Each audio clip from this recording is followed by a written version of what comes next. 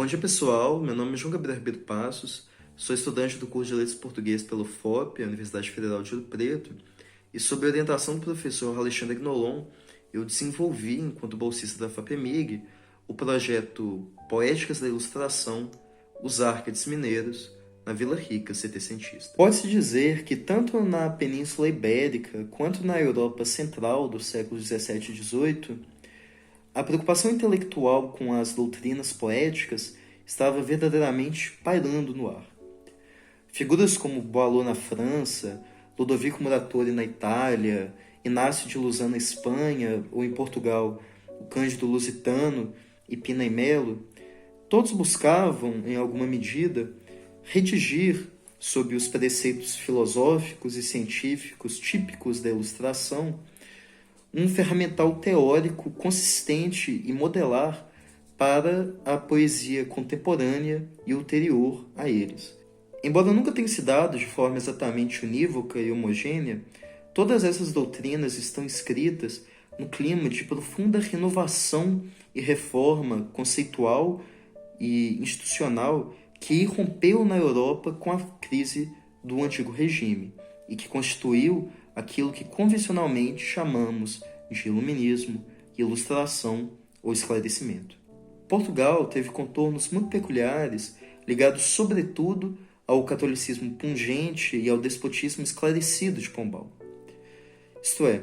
sem estados protestantes como a Prússia, a razão parecia recomendar a expressão latente e irrestrita do pensamento científico e artístico, e que, por exemplo, levava alguém como Kant a afirmar que uma das prerrogativas centrais do iluminismo seria, por definição, recusar preceitos e fórmulas, instrumentos mecânicos do uso racional, assim atrevendo-se a conhecer. Em Portugal, para os portugueses, essa mesma razão parecia intimar a limitação das liberdades políticas, criativas, artísticas e científicas. A ilustração portuguesa, por tal, se confunde de sobremaneira com o governo pombalino. Assim,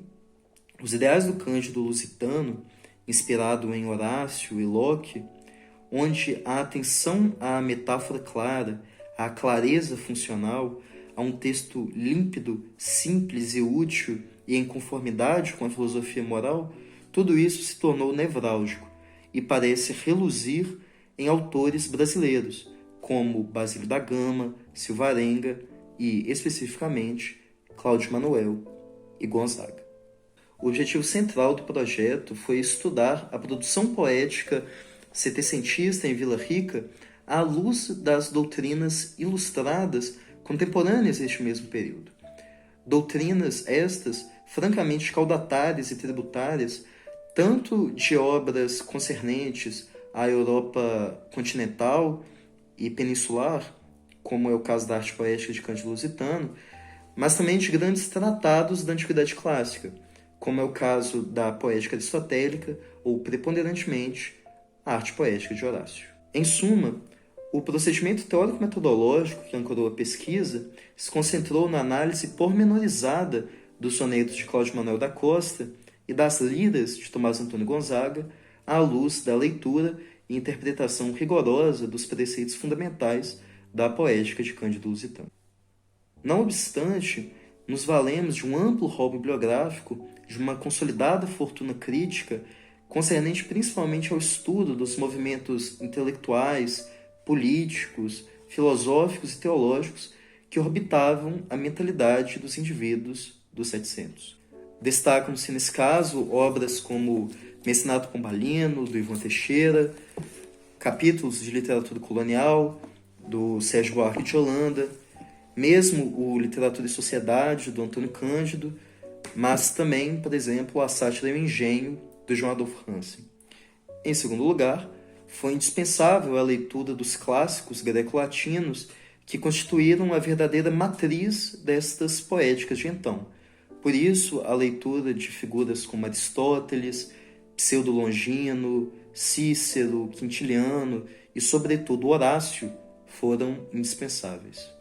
Ao nos debruçarmos nos sonetos de Cláudio Manuel ou então nas liras de Gonzaga, ou então mesmo também no grande épico de Basílio da Gama, ou então no Desertor de Silvarenga, foi patente a observação de que a poesia Arcade exprimia, no interior de sua forma, os grandes denominadores comuns das doutrinas poéticas setecentistas, isto é, a verossimilhança harmônica, a união indelével entre o útil e o agradável, a simplicidade enquanto um valor pedagógico e educativo e a evidente mímese entre o bem e a verdade. Os 100 sonetos de Cláudio, repletos daquela tradicional temática bucólica, pastoril e constelando quase que uma tênue biografia sentimental, bem como as liras, os rondós e os madrigais de Gonzaga,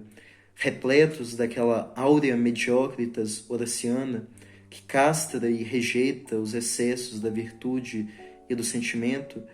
todos estes são grandes exemplares da fidelidade dos Árcades às regras da verdadeira poesia moduladas por Freire,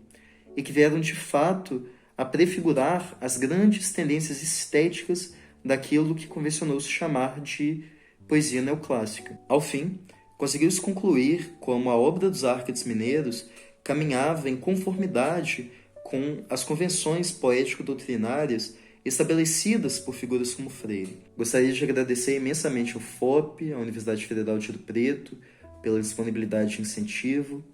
à FAPEMIG, Fundação de Amparo à Pesquisa do Estado de Minas Gerais, pelo fomento e apoio, e ao meu orientador, Alexandre Agnolon, pela confiança, orientação e instrução nessa pesquisa que eu adorei e adoro realizar. Muito obrigado.